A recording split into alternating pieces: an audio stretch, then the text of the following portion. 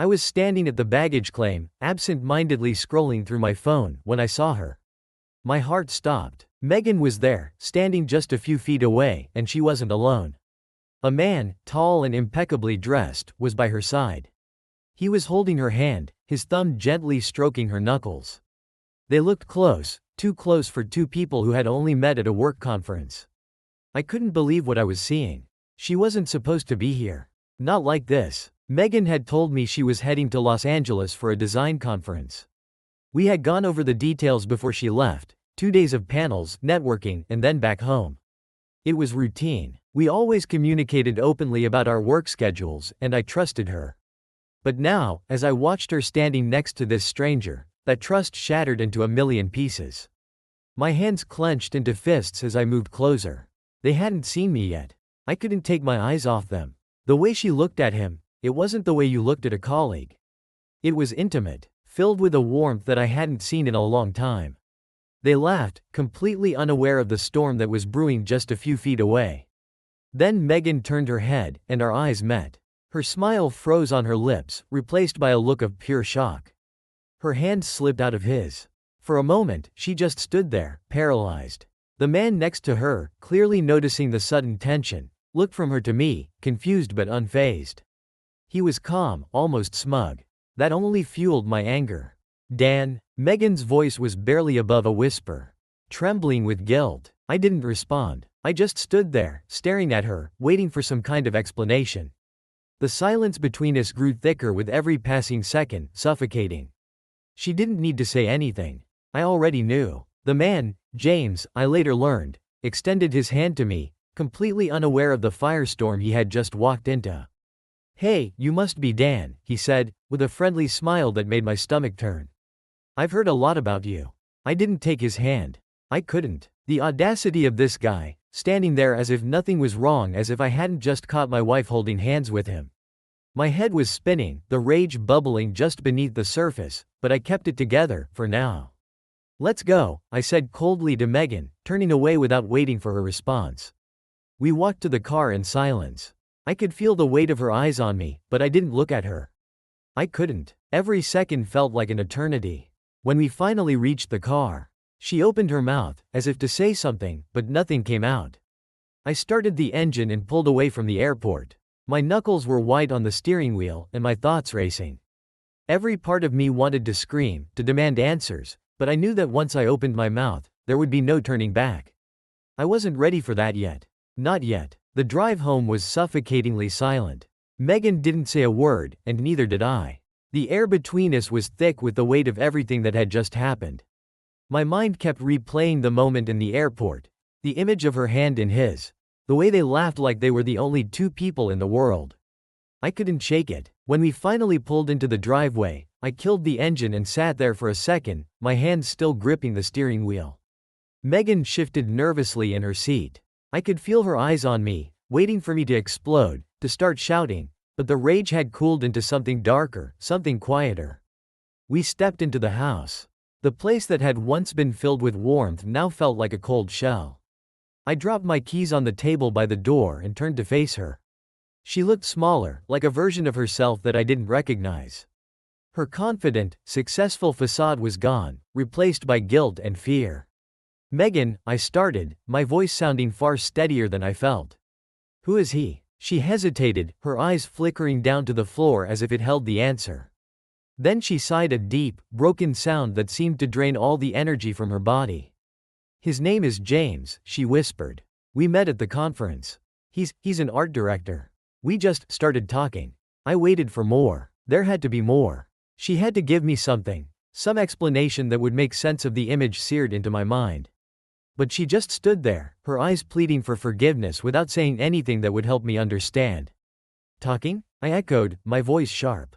"Is that what you call what I saw?" Her face crumpled. She reached out toward me. But I stepped back before she could touch me. I didn't want her near me. Not now. "It wasn't supposed to happen, Dan," she said, her voice cracking. "I never meant for it to go this far. We connected. It was a mistake. It didn't mean anything. Didn't mean anything." The words bounced around in my head, each one hitting harder than the last. She was standing there, telling me that her betrayal was nothing, that the moments she spent with this man, laughing, touching, God knows what else, meant nothing. How could she believe that? How could she expect me to believe it? A mistake? I asked, the anger rising to the surface now. You call it a mistake, but you went to his hotel. You crossed that line. That wasn't an accident, Megan. That was a choice. She didn't say anything. Tears welled up in her eyes, but I couldn't bring myself to care. All I could see was that moment in the airport, the way her face lit up when she looked at him. That wasn't a mistake. That was something else entirely. Do you love him? I asked, the question tasting bitter in my mouth. No, she said quickly, shaking her head. No, it's not like that. It was just, I don't know, Dan. I've been so caught up in work, in everything. I got lost. I didn't think. You didn't think? I laughed bitterly. You didn't think about me? About us? I did, she said, stepping closer again, her voice desperate now. I thought about you the whole time. I felt awful, I swear. I don't know what happened. It was one night, Dan. It didn't mean anything. I turned away from her, staring out the window into the darkened street. Her words buzzed in my ears, but they didn't matter. Nothing she said could change what had happened. She had made her choice, and there was no undoing it. I felt hollow. The life we had built, the love I thought we shared, all of it felt like a lie now. How long had this been going on? How many other mistakes had there been? I didn't know, and honestly, I wasn't sure I wanted to find out. I don't know if I can do this, I said quietly, more to myself than to her. Megan stepped back, the panic in her voice rising. Dan, please. It was just one night. I'll do whatever it takes to fix this. I'll quit my job if I have to. I'll never see him again. Just, don't leave me. Please. Her words hung in the air, but I couldn't answer. Not yet. There was too much swirling inside me, anger, pain, betrayal. I needed time. I needed space. Without saying another word, I turned and walked upstairs, leaving her standing alone in the hallway. I didn't look back. I couldn't, because if I did, I wasn't sure what I'd see anymore. I lay in bed that night, staring at the ceiling, my mind racing in circles. Sleep was impossible. Every time I closed my eyes, I saw Megan with him, James. The name alone made me clench my fists. It was like a brand, seared into my thoughts, burning through any attempt to calm down. Megan was in the guest room. I had asked her to stay there for the night. Not that I could look at her right now. The distance between us was more than just physical. It felt like an ocean had opened up, and there was no way across. In the stillness of the night, my thoughts spiraled. How long had this been going on? She said it was one night, that it didn't mean anything. But I knew better. I'd seen the way she looked at him, the way they connected. That wasn't something that happened out of nowhere. You don't just fall into someone's arms by accident. I thought back to the last few months. Megan had been more distant. She'd thrown herself into her work, spending long hours at the office, and attending more and more events. At the time, I had chalked it up to her ambition. She was a brilliant architect, always working on the next big project. But now, in the dark, it felt like a lie. All of it. I remembered how she used to be, how we used to be. When we first got married, we were inseparable. She was the light in every room, her energy contagious. We would stay up late talking and making plans for the future. We'd built a life together, brick by brick, and I had believed in it. Believed in her. But somewhere along the way, things had changed. Slowly, quietly, like cracks forming in a foundation. I had ignored the small signs, the missed dinners, the tired excuses. I had told myself that we were just busy and that life was getting in the way. But now I couldn't help but wonder, had she been slipping away from me all along? As I lay there, the anger that had been burning inside me earlier began to cool. What was left was something worse. Doubt. Maybe I had failed her in some way. Maybe I hadn't been the husband she needed, the partner she deserved. Had I become too comfortable, too complacent in our marriage?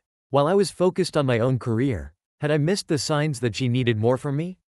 I shook my head, trying to push those thoughts away. This wasn't my fault. She was the one who had made the choice to betray me. But the doubt lingered, refusing to leave me alone. The house was eerily quiet. I could hear the faint ticking of the clock in the hallway, each second passing slower than the last. I imagined Megan lying awake in the guest room, just as restless as I was. Was she thinking about what she'd done? Did she regret it? Or was she still holding on to some part of James, some part of that night? I couldn't trust her anymore. And without trust, what did we have? The foundation of our marriage was cracked, and I didn't know if it could be repaired. A part of me wanted to storm into the guest room, to demand more answers, to make her explain everything in excruciating detail. But I knew that wouldn't help. I already knew enough. She had made her choice. She had chosen him, even if it was just for one night. But what was I going to do now? Divorce. The word hung in the air, heavy and suffocating. Was that where this was heading? Was our marriage over, just like that? After everything we had been through, all the years we had spent together, would this one night tear it all apart? I didn't know if I could forgive her. I didn't know if I wanted to. The thought of her with him was too much. Every time I tried to think about the future, all I could see was her betrayal. But then, there was something else, something that felt even darker, more insidious. The thought of revenge, the idea of making her feel the same pain she had caused me. It wasn't who I was. I had never been the kind of person to hold on to grudges, to seek vengeance. But now, lying here in the dark, it was all I could think about. She had humiliated me, made me feel small, insignificant. And part of me wanted to make her feel that same hurt, to watch her suffer for what she had done. Maybe it wouldn't fix anything. Maybe it wouldn't heal the wounds she had inflicted. But at least I wouldn't feel so powerless. I could hear her shifting in the guest room, the floorboards creaking under her weight. She was awake too. She must have known that I wasn't done with this, that this wasn't going to be forgotten or forgiven easily. I stared at the ceiling, my mind still whirling. Divorce, revenge, forgiveness. The options played out in front of me like a movie, but none of them felt right. None of them felt like the answer. But one thing was clear, our lives would never be the same again. Morning came too quickly. The night had offered no rest, only more time for my mind to tear itself apart. I could hear the sounds of Megan moving around downstairs, probably making coffee, like any other day. It was almost infuriating, how normal everything looked when nothing was the same anymore. I threw on a shirt and jeans, making my way downstairs. The kitchen smelled of fresh coffee, but the atmosphere was thick with tension. Megan was at the counter, gripping her mug tightly, staring out the window as if lost in a world that didn't include me. She turned when she heard my footsteps, her eyes red, probably from a sleepless night too. For a second, it seemed like she was about to speak, to try again with her apologies or explanations. But I wasn't ready for that yet. I still didn't know if I'd ever be ready. Dan, she started, her voice trembling. We need to talk. I nodded. We did. But I didn't know where to begin. There was so much between us now, too much to unravel in one conversation. I'm sorry, she said, almost in a whisper. I know it doesn't fix anything, but I need you to know that.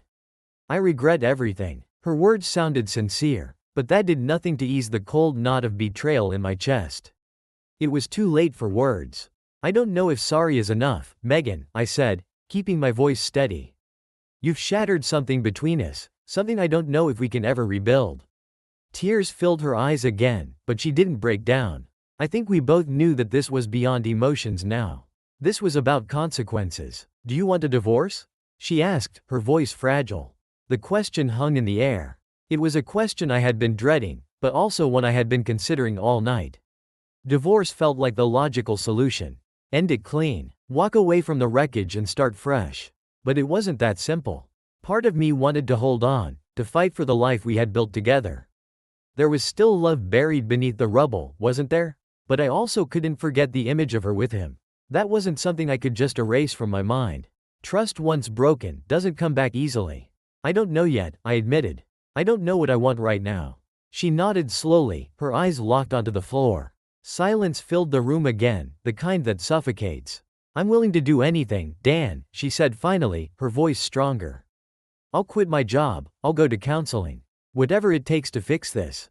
The desperation in her voice was clear, and maybe a few months ago, hearing her say she'd give up everything for me would have meant something. But now, it felt hollow. She couldn't take back what she had done. No amount of sacrifice could change that. I need time, I said, trying to push past the emotions welling up inside me. Time to figure out what I want. And whether or not I can ever trust you again. Megan nodded again, though her expression was clouded with pain. She knew, as well as I did, that there was no guarantee time would heal this. I'll stay with my sister for a while, she offered. Give you space. It was the best idea she'd had all day. Space was what I needed. I couldn't stand being around her right now, not with everything still so raw. I nodded in agreement. She left that afternoon, packing up a few things quietly while I sat in the living room. Unable to move, unable to think beyond the immediate fog of betrayal and anger. As the door clicked shut behind her, the house fell into a deep, hollow silence. For the first time in days, I was alone. But instead of clarity, all I felt was the crushing weight of uncertainty. With Megan gone, the house felt different. Empty, yes, but also calmer. The space between my thoughts was no longer filled with the constant tension of being around her, of seeing her face and feeling that betrayal all over again. I could breathe, but breathing didn't fix the problem. I spent the next few days in a fog, replaying everything over and over in my head. I didn't go to work. I couldn't face anyone, especially not my colleagues who had always seen Megan and me as the perfect couple. I knew the questions would come, the looks of pity. I wasn't ready for that. Instead, I buried myself in distractions. The television became my companion, though I barely registered what was playing. Anything to drown out the noise in my head. But that noise never really went away. On the fourth day, something shifted. I had been sitting on the couch, staring blankly at the news, when a thought hit me. James. He was still out there, untouched by all of this. While I was drowning in the aftermath, he was likely going on with his life, free from any consequences. The injustice of it burned inside me. I couldn't just let him walk away unscathed. Megan might have been the one to betray me, but he had played his part. He had taken something from me. And now, I wanted to take something from him. That night, I began to dig. I had some connections in the industry. James was a big name in the design world, but big names came with big shadows. I knew there had to be something, a crack in his polished exterior. People like him always had something to hide. I reached out to a few people, asked some discreet questions, and slowly, the pieces started to come together. James wasn't as clean as he appeared. There were whispers about shady business deals and rumors of unethical practices at his company. Nothing concrete yet, but enough to suggest that he wasn't untouchable. It was then that I decided, I wasn't just going to get revenge. I was going to ruin him. Quietly, methodically. I was going to take away everything that mattered to him, just like he had done to me. In the days that followed, I began to lay the groundwork. I reached out to a contact who worked in a firm that partnered with James's company. We arranged a meeting under the guise of a potential business deal. But my true intention was to gather more information, anything that could be used against him. The more I learned, the clearer my path became. James had skeletons in his closet, and I was going to expose every single one of them. Not out of rage, but out of a cold, calculated desire to make him feel the same pain he had caused me. As I sat at my desk, poring over the information I had collected, I felt something I hadn't felt since the moment I saw Megan with him: control. For the first time in weeks, I had a plan. And no matter how this ended with Megan, I knew one thing for certain. James was going to pay. By the time the pieces were in place, I felt more alive than I had in weeks. The hurt was still there, but it had morphed into something sharper, more purposeful. I wasn't drowning in it anymore. Instead, I was using it, turning that pain into fuel for the plan that was taking shape. James had no idea what was coming. That was the best part. While I had spent every sleepless night plotting his downfall, he was probably going about his life as if nothing had happened. Maybe he thought he had gotten away with it, that I was just another nameless husband left in the wake of his charming ways. But I wasn't that kind of man. I wasn't going to fade into the background. My first step was to plant seeds of doubt in his professional circle. The world of design and art direction was a close-knit one, full of egos and fragile alliances. James had built a reputation, sure, but it was one propped up by careful image management. It wouldn't take much to bring it all crashing down. I made a few phone calls. The right ones. One to an editor at an influential design magazine. Another to a colleague of mine who had connections at a firm James was bidding for a major project. I didn't need to say much, just enough to plant the idea that James was involved in some questionable deals. I framed it as a casual conversation, dropping hints that made it sound like insider knowledge. In this industry, rumors were as good as fact, especially when they came from the right person. Within days, I started hearing whispers. James's name was being mentioned in conversations, but not in the way he would have liked. People were starting to wonder if his success had been built on more than just talent. That was all it took, a few strategic nudges, and suddenly, the people around him were questioning everything. The best part was that James had no idea it was coming from me. He might have sensed that something was wrong, but he wouldn't connect it to the quiet, passive husband he had encountered in the airport. I was invisible to him, which made it that much easier to tighten the noose around his neck. I kept my distance, watching from the sidelines as the whispers grew louder. James's reputation was starting to crack, and I knew it was only a matter of time before the pressure built to a breaking point. But I wasn't finished. Not yet. I needed something bigger. Something that would bring it all crashing down. A week after Megan left, I got the call I had been waiting for. My contact at the firm had found something, an email, buried deep in James's correspondence, that linked him to an under-the-table deal. It wasn't just unethical, it was illegal. And if it got out, it would ruin him. I had the power to destroy him with a single click. I could send the email to the right people, and within days, James would be exposed for what he really was, a fraud. His career, his image, his life as he knew it would be over. The satisfaction of that was almost intoxicating. But before I could act, there was one more thing I needed to do. I needed to see him. To look him in the eye and let him know that I was the one pulling the strings. That I was the reason his world was about to fall apart. I arranged a meeting under the guise of a business deal. He had no reason to suspect anything, so he agreed easily.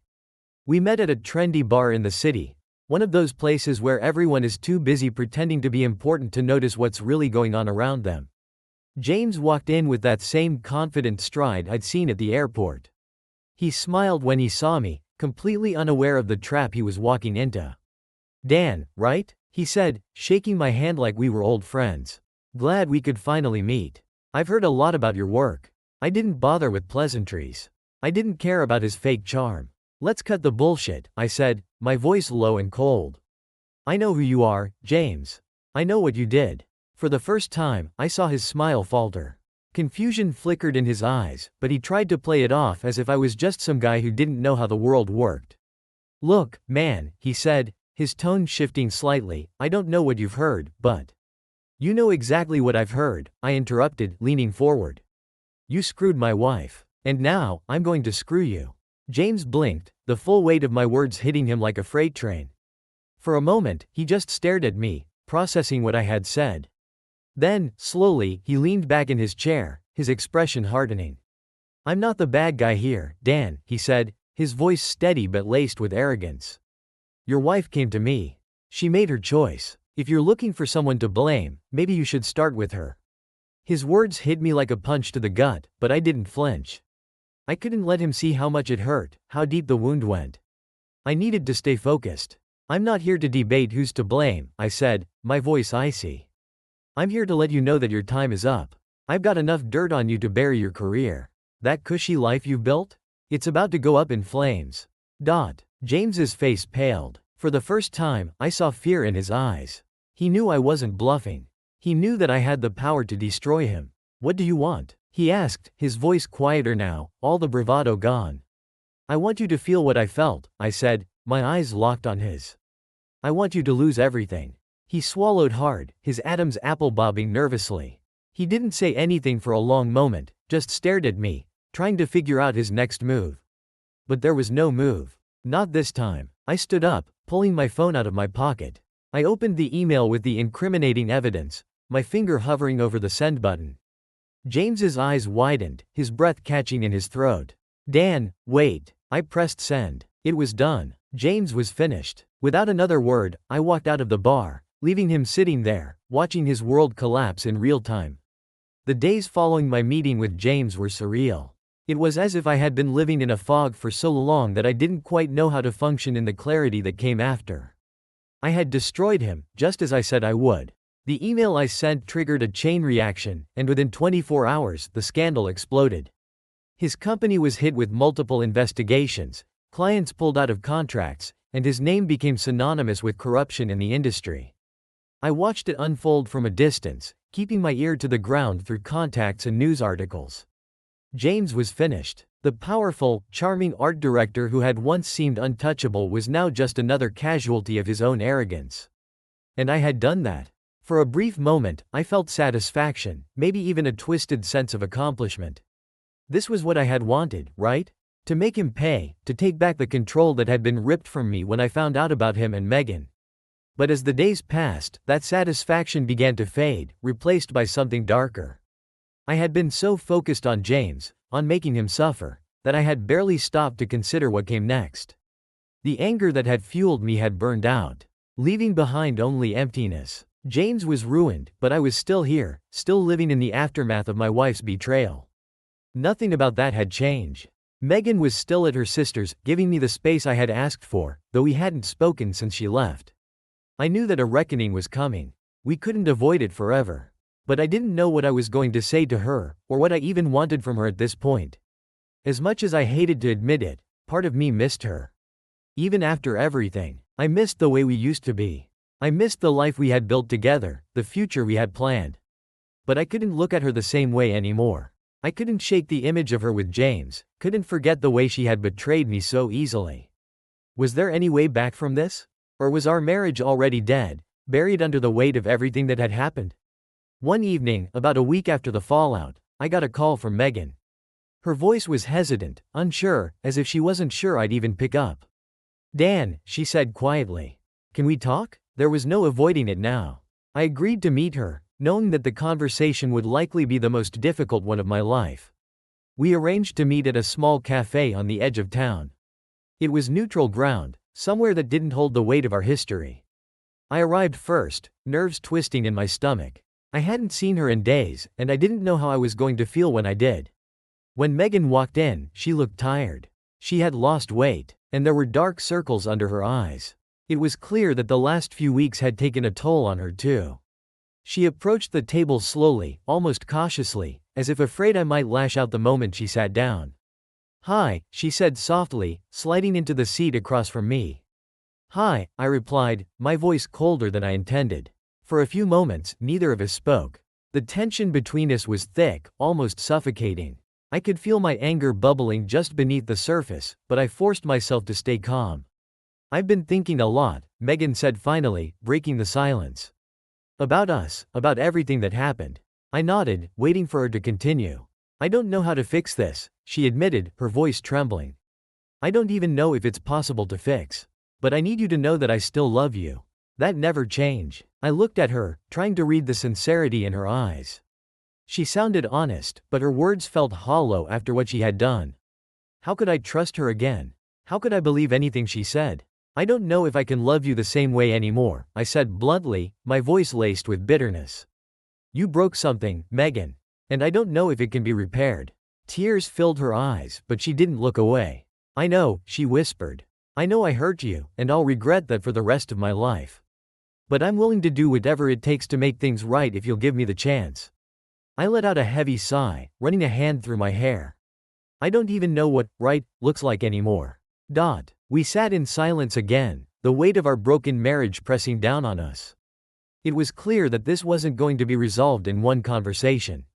We were standing at a crossroads, and I didn't know which path to take. "I need time," I said finally, my voice thick with emotion. "I don't know if I can forgive you. I don't know if I even want to try." Megan nodded slowly, wiping a tear from her cheek. "I understand," she said, her voice barely above a whisper. "But I'll be here, waiting. If you decide you want to try." With that, she stood up, giving me one last, sorrowful look before turning and walking out of the cafe. As the door closed behind her, I felt a strange mix of relief and sadness. We were both broken, and I didn't know if we could ever be whole again. The following days passed in a blur. My mind was a battlefield of conflicting emotions, anger, regret, longing. Every time I thought about Megan's words, I found myself torn between the desire to walk away and the small, stubborn part of me that still cared. But the image of her with James haunted me, like a ghost that refused to leave. Work provided little distraction. I'd go through the motions, but my heart wasn't in it. My colleagues had begun to notice the shift in me, asking questions, but I kept my responses vague. I wasn't ready to explain my personal disaster to the world. Not yet. One evening, while sitting alone in the house that still smelled faintly of Megan's perfume, I got a call. It was from a lawyer, a corporate attorney who had handled cases for some of my business contacts. His voice was professional, but there was a tension to it. "Dan, I don't know if you've heard, but James is fighting back. He's filed a lawsuit for defamation." The words hit me like a punch to the gut. I hadn't expected this. I thought James would go down quietly, slink away into obscurity, but now he was trying to take me down with him. A lawsuit. It could drag on for months, cost me a fortune, and destroy what little peace I had left. "You've got to be kidding me," I muttered, standing up and pacing the room. "He's the one who's guilty. He's the one who—" "Doesn't matter," the lawyer cut me off. "He's claiming that the information you leaked was false and damaging to his reputation. We can fight it, of course, but it's going to get ugly." Ugly. That was an understatement. I had wanted revenge, and I had gotten it. But now the consequences were rolling in like a storm I couldn't stop. I ended the call, my hands trembling as I stared at the phone. This was supposed to have been over. James was supposed to have been the one to suffer.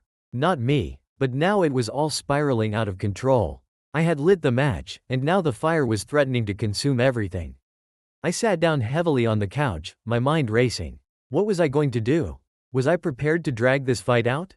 To spend months in court, battling for what?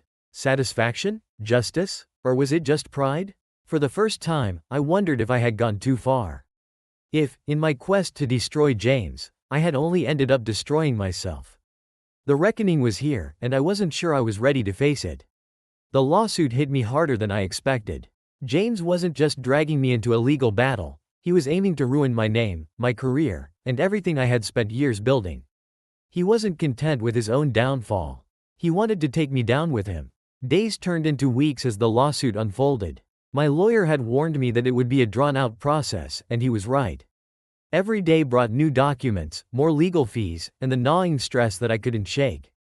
My mind was constantly occupied with the case, and the walls of my life began to close in on me. At work, I struggled to stay focused. My colleagues, once supportive, started giving me sideways glances, whispering behind my back. They had caught wind of the lawsuit, and while no one had said anything outright, I could sense the unease. My reputation was starting to fray at the edges, and I knew it wouldn't be long before people started questioning my decisions and my integrity. At home, things weren't much better. The house felt emptier than ever, as if the air had been sucked out of the place when Megan left. I spent my evenings sitting in the dimly lit living room, staring at the blank television screen, my mind looping through every mistake I had made. I had wanted revenge so badly, I hadn't stopped to think about the cost. Megan reached out a few times, texting to check in, but I couldn't bring myself to respond.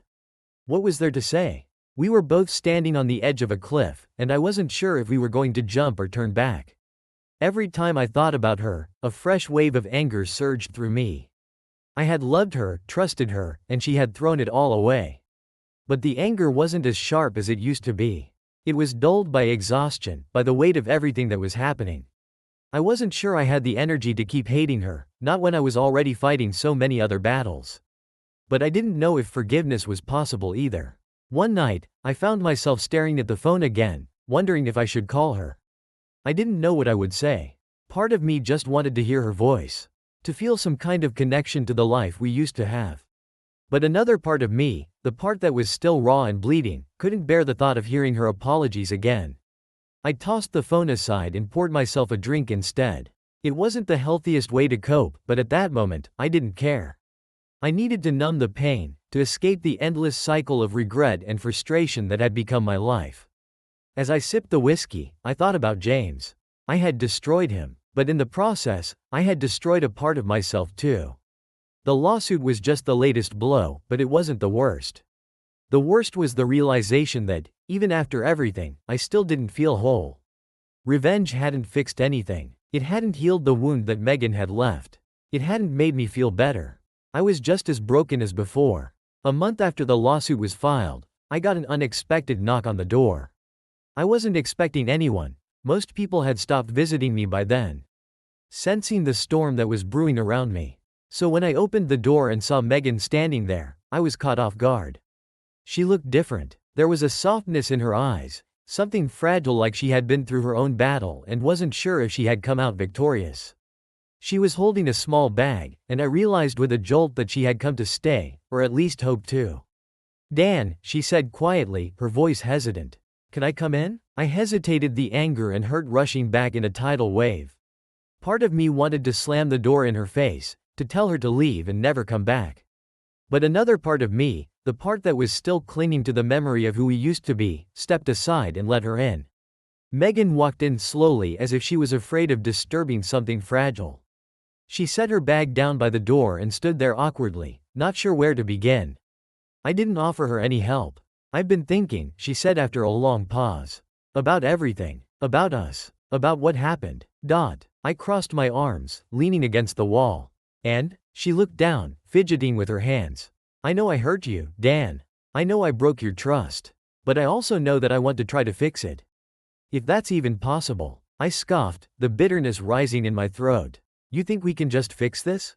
After everything?" "No," she said quickly, shaking her head. "I know it's not that simple. But I also know that I still love you. And I think part of you still loves me too." Her words hung in the air, heavy with the weight of everything that had been left unsaid between us. Did I still love her? That was the question I had been avoiding, the one I didn't want to face because the answer terrified me. I stared at her, trying to figure out what to say, but the words wouldn't come. She looked up at me, her eyes searching mine for any sign of hope. "I don't know if I can do this, Megan," I said finally, my voice barely above a whisper. "I don't know if I can ever look at you the same way." She nodded, tears welling up in her eyes. "I understand, but I'm asking you to try. For us. For everything we've been through together." The room fell silent again, the only sound the ticking of the clock on the wall. I could feel the walls closing in on me, the weight of my decision pressing down on my chest. If I let her back in, if I tried to rebuild what we had, there was no guarantee that it would work. There was no guarantee that I could ever forgive her, that I could ever trust her again. But if I didn't try, if I let her walk out of my life for good, I knew that I would regret it. I would always wonder if things could have been different, if we could have found a way back to each other. I took a deep breath, feeling the weight of the moment settling over me. "Okay," I said finally, my voice shaky but firm. "We'll try, but it's going to take time." Megan let out a small, shaky breath, relief flooding her face. She took a step toward me, hesitating for a moment before reaching out to touch my hand. "I know," she whispered. "I'm not expecting it to be easy." For the first time in what felt like forever, I allowed myself to hope. Maybe it wasn't too late. Maybe we could still find a way through the wreckage of our lives and build something new. But even as I let her touch me, even as I agreed to try, the shadow of the past lingered. James, the lawsuit, the betrayal. They were still there, haunting the edges of our fragile truce. This wasn't a happy ending. Not yet, but it was a beginning. And for now, that was enough. The days after Megan moved back in were a strange mix of relief and tension. On the surface, things seemed calmer. There were no more slamming doors, no more accusations. Just quiet moments where we tried to feel our way back to something resembling normal. But below that fragile peace was a thick undercurrent of unspoken resentment, raw emotions, and the heavy baggage of everything that had happened. Megan was different now, quieter, more careful with her words.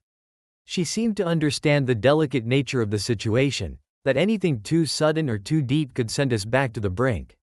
Her every move felt deliberate, like she was tiptoeing around a minefield, afraid of saying or doing the wrong thing. I didn't make it easy for her. The anger was still there, simmering just beneath the surface. Some mornings I'd wake up next to her and feel that familiar knot of distrust tighten in my chest. The image of her and James, the betrayal, still haunted me. I didn't know if that feeling would ever go away. It was a shadow that followed us both around, hanging in the background of every conversation, every touch. The lawsuit with James continued to hang over my head like a dark cloud. Despite the temporary peace at home, I was locked in a battle with him that seemed to have no end. He was determined to take me down, just as I had taken him down. My lawyer kept me informed of every new development, every underhanded move that James's legal team tried to make. But there was no resolution in sight, and the stress of it was wearing me down. Megan tried to support me in her own way. She'd sit with me in the evenings, asking about the case, listening as I vented my frustration.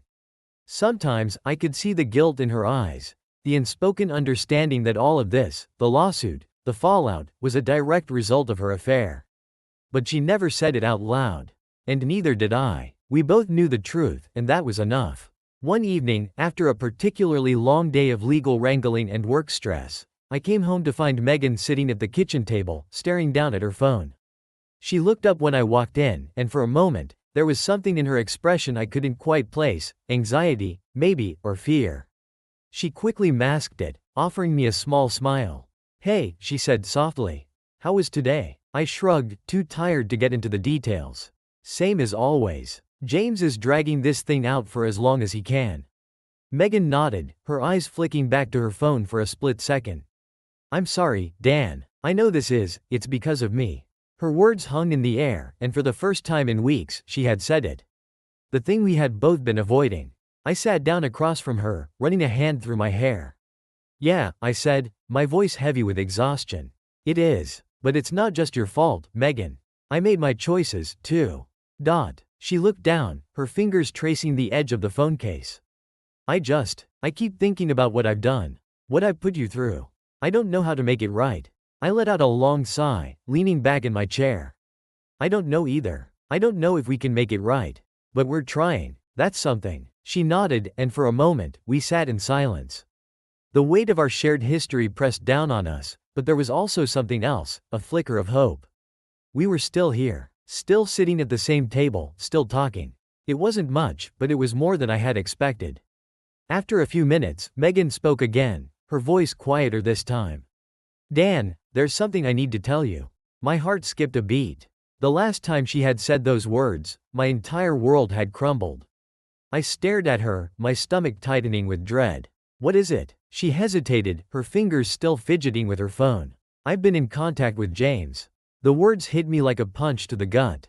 My vision blurred for a moment, and my hands clenched into fists on the table. "What?" I asked, my voice low and dangerous. Megan quickly raised her hands, as if trying to calm me down before I exploded. "It's not what you think. I swear." He reached out to me, he wanted to settle the lawsuit privately. I stared at her, my mind racing. "And you didn't tell me?" "I didn't want to make things worse," she said quickly. "I was going to tell you. You just what, Megan?" I snapped, standing up so quickly that the chair scraped across the floor. "You thought you could handle this behind my back? Again?" She flinched at my words, her face pale. "Dan, please. I was trying to help. I thought if I could get him to back down, it would make things easier for you." I paced the kitchen, my anger boiling over. "You don't get to make those decisions anymore. You don't get to go behind my back, talk to him, and then spring this on me like it's nothing." Tears welled up in Megan's eyes. But she didn't look away. "I'm sorry," she whispered. "I didn't mean to hurt you. I thought I was doing the right thing." I stopped pacing, my breath coming in ragged bursts. The betrayal, the lawsuit, the lies, it all felt like too much. Too much weight, too much pain. "Do you know how hard it is to trust you?" I asked, my voice hoarse. "Every time I think we're making progress, something like this happens. How am I supposed to believe that you're not hiding something else?" Megan wiped away a tear, her hands shaking. "I'm not. I swear. There's nothing else." I stood there, staring at her, the woman I had once trusted with everything. And now? I didn't know. The fragile rebuild we had started was already cracking, and I wasn't sure how much more I could take. "I don't know, Megan," I said finally, my voice weary. "I don't know if this can work." She didn't say anything, just sat there, looking at me with a mixture of regret and desperation. And for the first time, I wasn't sure if I wanted to keep trying. I couldn't sleep that night. The weight of Megan's confession pressed on my chest like a suffocating blanket. I lay in bed, staring at the ceiling, my mind racing. I wanted to trust her, to believe that she had tried to help. But after everything, it was impossible. James was still lurking in the shadows of our lives, a constant reminder of how far we had fallen. And now, knowing she had spoken to him behind my back, I felt like I had been thrown right back into the chaos. At some point, I must have drifted off, but the sleep was restless. When I woke up, Megan wasn't in bed. I heard the faint clinking of dishes in the kitchen, and my stomach turned at the thought of facing her. But I couldn't avoid her forever. When I walked into the kitchen, Megan was standing by the counter, her back to me as she absent-mindedly stirred a cup of coffee. The tension in the room was palpable, thick like smoke, making it hard to breathe. "Morning," she said softly, without turning around. "Morning," I muttered, grabbing a cup and filling it with black coffee. We stood there for a few awkward moments, neither of us willing to address the elephant in the room. Finally, I broke the silence. "So what now?" Megan sighed and set her cup down, finally turning to face me. Her eyes were tired, dark circles under them from her own sleepless night. I don't know, Dan.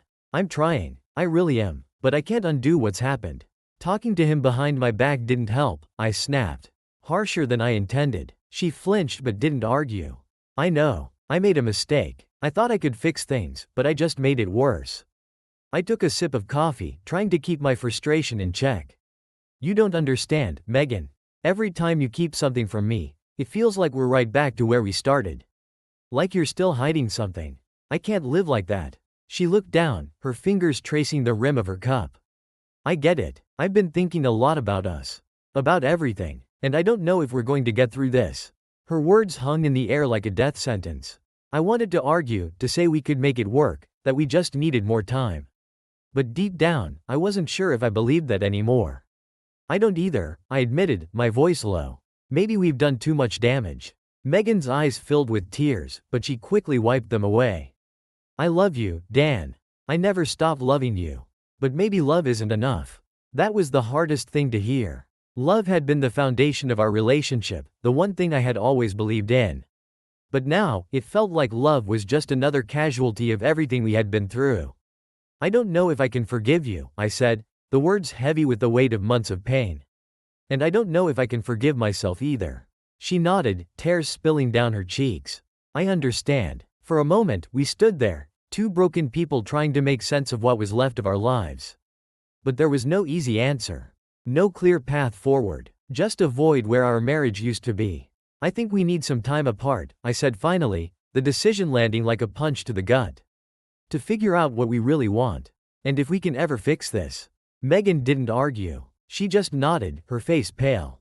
Maybe you're right. I wasn't sure if this was the end. But it felt like we had reached the breaking point, and there was no going back. The next few days were a blur. Megan stayed at the house, but we barely spoke. It was as if we were living separate lives under the same roof, each of us retreating to our own corners, lost in our own thoughts. The tension was unbearable, but neither of us knew how to break it. We were like strangers now, walking on eggshells around each other, afraid that one wrong move would send everything crashing down. One evening, Megan came to me with a small suitcase in her hand. I think it's time I leave, she said softly, her voice trembling. I've been looking at places to stay. Just for a while, until we figure things out. I stared at the suitcase, a lump forming in my throat. This was it, the moment I had dreaded. The moment when we would finally part ways. Even though I knew it was the right decision, it still felt like a knife to the heart. Where will you go? I asked, trying to keep my voice steady. I found an Airbnb nearby, she said. It's small, but it'll do for now. I nodded, not trusting myself to say more. We stood there in the hallway, neither of us knowing how to say goodbye. The weight of everything unsaid pressed down on us, but there was nothing left to say. We had reached the end of the line. I'll call you, she whispered, her eyes filled with tears. I still want to try. I don't want to give up on us. I swallowed hard, the emotions threatening to overwhelm me. I know. We'll talk. She hesitated for a moment, then leaned in and kissed me softly on the cheek. It was a familiar gesture, but it felt different now, tinged with sadness and regret. Then, without another word, she turned and walked out the door, the sound of her suitcase rolling behind her echoing in the quiet house. I stood there for a long time after she left, staring at the door, wondering if this was really the end. Part of me felt relieved, like a weight had been lifted off my shoulders. But another part of me felt hollow, like I had just lost something I would never get back. The house felt emptier than ever after that. Every room reminded me of her. The kitchen where we used to make breakfast together. The living room where we'd sit and watch movies. The bedroom where we once shared everything. Now, all of it felt like a graveyard of memories, haunted by what could have been. I threw myself into work, trying to distract myself from the pain. The lawsuit with James was still dragging on, but it felt like a distant concern compared to the wreckage of my personal life. I showed up at the office and went through the motions, but everything felt hollow. My colleagues could tell something was off. But no one said anything. I was grateful for that.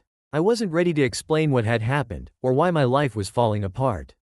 One night, I found myself sitting in the living room, staring at my phone. Megan had texted me a few times since she left, just short, simple messages. How are you? I'm thinking about you. But I hadn't responded. I didn't know what to say. Part of me wanted to reach out, to tell her that I missed her, that I wanted to try again. But another part of me knew that we needed this time apart. We couldn't rush back into things, not after everything that had happened. As I sat there, the phone buzzed again. It was Megan. Dan, can we talk? I miss you. I stared at the message, my heart pounding. I missed her too, but was missing her enough? Could we ever really fix what was broken between us? I didn't know the answer. But I did know one thing: whatever came next, it wouldn't be easy. We were on separate paths now, and I wasn't sure if those paths would ever lead back to each other. For now, all I could do was take it one day at a time, and hope that, somehow, we'd find our way back. Weeks passed, and with them came the quiet realization that the distance between Megan and me wasn't shrinking.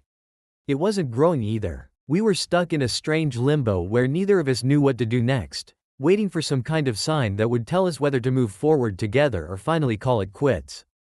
The phone calls had become more frequent, but they were always polite and cautious, two people tiptoeing around each other, afraid of setting off another explosion. One evening, I found myself walking through the park near our old favorite spot by the lake. It was where we had come for picnics, long before the chaos of the past year had ripped everything apart. I sat down on a bench, staring at the water, feeling the weight of everything we had lost settle on my shoulders. Could we ever go back? Was there even a back to go to, or was that just a fantasy? I had been avoiding making a decision, hoping that time apart would somehow provide clarity. But now, sitting there in the fading light, I realized that time had done nothing except prolong the inevitable. We were at the point where there was no middle ground left to stand on. Either we had to rebuild from the ashes or walk away for good. That night, I called Megan. Dan, she answered, her voice soft but filled with the same tension that had hung between us for so long. I'm glad you called. I took a deep breath, my heart racing. We need to talk. Really talk this time. She hesitated but then said, I know. I've been thinking the same thing. We agreed to meet the next day at a quiet cafe on the outskirts of town. It was neutral territory, a place that had no history for us, no memories to haunt the conversation. When I arrived, Megan was already sitting at a table by the window, looking out at the street. She turned when she saw me, offering a small, nervous smile. Her face was thinner, her eyes tired but hopeful. Hey, I said as I sat down. Hey, she replied, fidgeting with her coffee cup. For a moment, neither of us knew how to begin. After a long pause, I broke the silence. I've been thinking a lot about us. About everything that's happened. Megan nodded, her gaze fixed on the table. So have I? I took another breath, steeling myself for the conversation that had been building for months. I love you, Megan. I always have. But I don't know if we can keep doing this. The distance, the pain, the trust that's been shattered, it's not something we can just ignore. She looked up at me, her eyes full of sorrow. I know. I've thought about that too. Every day, I wonder if we can really come back from this. I've been trying to figure out if I can forgive you, I continued, my voice quiet. And I've realized, maybe forgiveness isn't enough. It's not just about forgiving what happened with James. It's about everything that came after, the lies, the secrets. And I don't know if I can live with that shadow always hanging over us. Tears welled up in Megan's eyes, but she blinked them back. I understand. I know I broke your trust. And I can't expect you to just forget about it. But Dan, I love you. I never stopped loving you. I want to try if there's even a small chance we can make this work. Her words hit me hard. Part of me wanted to reach across the table, to take her hand and promise that we could rebuild, that love would be enough to fix everything. But the rational part of me, the part that had been living with the reality of our broken relationship, knew that wasn't true. Love wasn't enough. Not this time. I want to try too, I admitted, my voice cracking. But I don't know if we can fix this. I don't know if we can ever get back to where we were. Megan wiped away a tear, her hands trembling. So what do we do? Just give up? Walk away from everything we've built together? I shook my head. No, we don't just give up. But sometimes, letting go is the only way to move forward. We've been holding on to something that's already broken, hoping we can somehow put the pieces back together. But maybe it's time to let go and see what's on the other side. For a moment, Megan didn't say anything. She just stared at me, her face a mix of grief and acceptance. Finally, she nodded. Maybe you're right. Maybe we've both been holding on for too long. We sat there in silence, the enormity of the decision sinking in. This was it, the end of the road. The realization was both heartbreaking and strangely liberating. I'll always care about you, I said softly. And I hope you find happiness, whether it's with me or without me. Megan nodded, tears streaming down her face. You too, Dan. We sat there for a while longer, neither of us ready to leave, even though we both knew the conversation was over. There was no anger, no bitterness, just the quiet sadness of two people who had tried and failed to hold onto something that had already slipped away. Finally, Megan stood up. I guess this is goodbye, then. I stood too, my heart heavy but resolved. Yeah, I guess it is. We hugged, a long, lingering embrace that felt like both a farewell and a thank you for everything we had shared.